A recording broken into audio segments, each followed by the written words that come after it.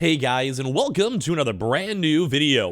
In this video, we actually have probably one of the worst financial disasters going on right now, probably one of the world's worst things going on that will be probably affecting almost everyone in the entire United States, if you guys maybe think so or not, and as well, it is just not good. Now, it's a little bit outside of the usual, I think, topics I'd probably go cover up on my channel, but I feel like I've been watching this throughout the past 24 hours, 48 hours, and it has been one of the worst situations known to man. Now, sometimes people can go and clickbait that or talk about that on a YouTube channel.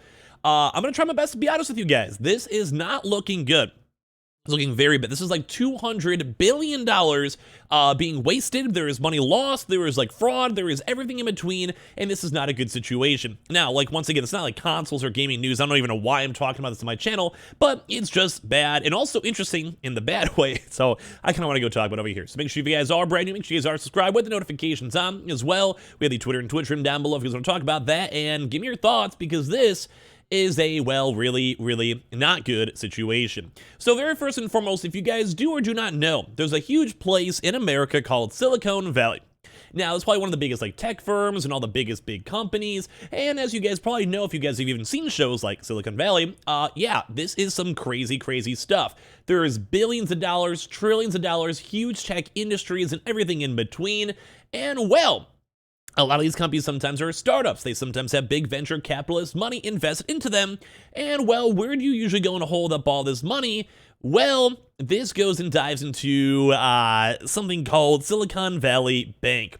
So, in case you guys are curious, if you guys are unfamiliar with a lot of financial news, basically in 2008, there was a huge big banking failure where the entire government had to go and bail out a lot of different companies when it comes to airlines, when it comes to banks, when it comes to fractional reserves, and everything else in between. And well, this is why it was a bit scary, because as of right now, we're going through this process. This is not like oh, it's about to happen, we should be worried. This is as of, this already happened. This happened a few days ago. The government has had to step on in to go and help protect out this $209 billion company called Silicon Valley Bank. Now, the big issue for this is that there's a lot of really big, huge companies that you guys may or may not know about that have millions upon millions of dollars into this particular bank that are being used either for payroll, for their company finances, or anything in between. And the big issue with this is this bank actually had a huge bank run. So the bank run for this basically means, like, let's say you have a bank. You have, like, say, $50 billion of liquid cash on hand, and then $150 billion invested in, like, mortgages or loans or auto loans or whatever it might be to then go make that money basically make profit, or credit card loans, whatever it might be, you know, normal traditional bank. But the issue is sometimes when these companies need money, basically these other outside companies, they'll want to go and withdraw that money.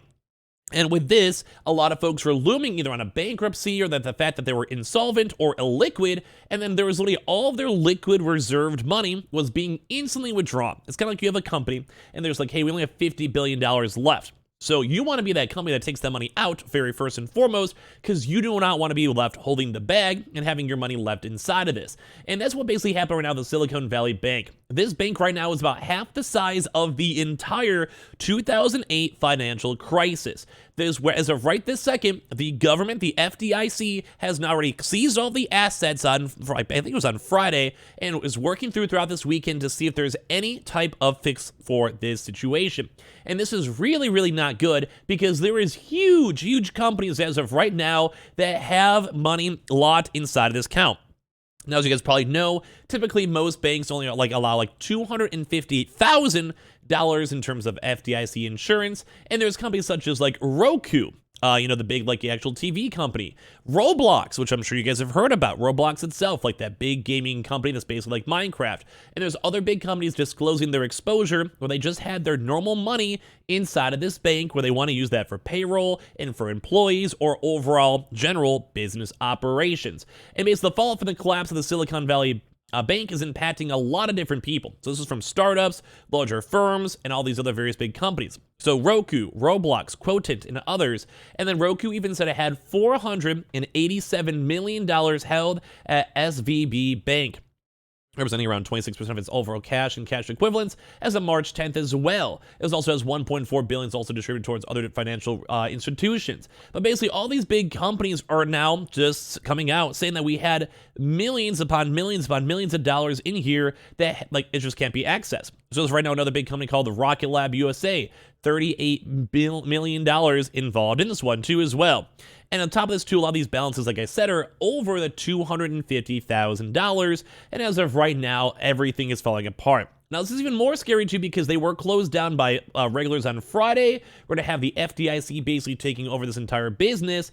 And this is why it's scary, because even some companies such as even Etsy, this is like Etsy, the company itself. I'm sure you guys have heard of Etsy. If not, then it's a website where you can basically go and sell your own things. Think like eBay, but more like for self-employed people to sell trinkets or rings or whatever.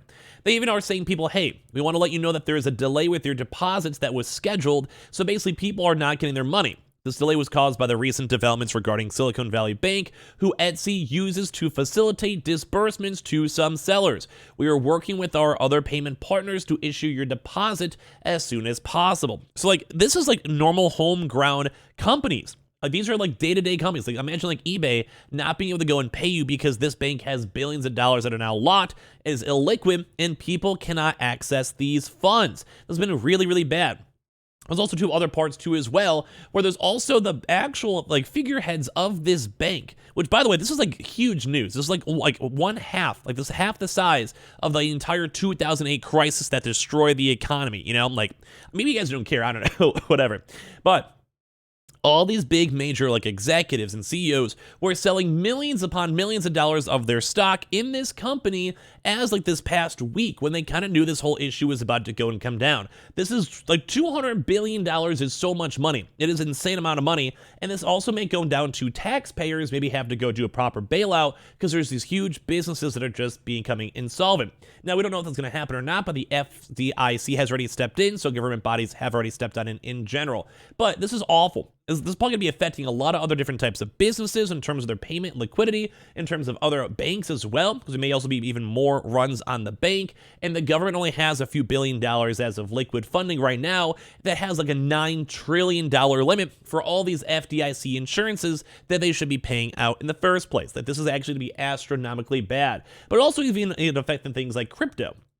Now, in case you guys are curious too as well, one of the biggest companies over here in crypto called, basically just so you guys can see the chart over here, USDC coin. So USDC coin right here actually was unpegged. So this is always meant to be $1. Almost no matter what, it's meant to be $1. Made by a company called Circle that has huge backing by companies such as BlackRock and Coinbase. And ever since this news kind of came out, it went to free fall mode. It went down to as low as 89 cents. Basically imagine the fact of your US dollar. If for some odd reason Flash crashes down to being worth only 90 cents, no matter how many dollars you have. That's basically what happened over here. Now, ever since this news kind of come out, though, I think people are getting a little bit more normalized. You saw it almost pop up all the way up to 97 cents. But as of right now, the whole thing is still not pegged, overhauled to $1 once again. This has overall been affecting even the crypto companies, too. So all these crypto companies are obviously startup companies and have the Silicon Valley investment firms, or even companies like, say, Coinbase, if you guys know about crypto, they literally were not even able to go and use their USDC coin. They were doing massive sell-offs. These big companies just can't handle the liquidity, and everything's just going absolutely wrong. All these stable coins are basically just being destroyed, and the price points are being destroyed, and Coinbase is we have to pause actions, we have to pause all this stuff. Binance and other big companies as well has to pause all these USDC referrals, and basically I think there's a few $billion. I think it was $3 billion over here, where Circle, the company behind USDC, said, following the confirmation at the end of today that the wires initiated on Thursday to remove balances were not yet processed, $3.3 billion of the $40 billion of USDC reserves remain at this Silicon Valley bank, which as of right now seems like it's going bankrupt. They've lost money, they don't have the liquidity, and everything is going completely wrong as well. And they go and say for this, the full list of banks that held cash for Circle's USDC are banks in New York, Melion, Citizens Trust Bank, Customer Bank, New York Community Bank, and a few other various banks too as well. So literally everything in the entire big tech startup firms are involved. There's a lot of companies that have not actually fully come out and actually admitted to what they have there already, and it's just a not good situation. I'm very scared about this one because this also might affect up the global economy quite a bit, and even the American economy, normal banks as well. So be scared, be on top of this stuff so you guys don't lose all your money in banks. Hopefully other banks such as Chase or Wells Fargo or whatever those might be are probably going to be fine. based on the fact that hopefully they're not in like such risky startup ventures. But either way, the fact that this is going to affect everything is going to be we have to wait and see, I guess, for the next week or so and see. So make sure you guys are subscribed with the notifications on. A little bit of an outside of a normal video. I thought it was a very interesting topic, though. Hopefully I presented it well. And if you guys want to hang on the Twitch and Twitter, down below.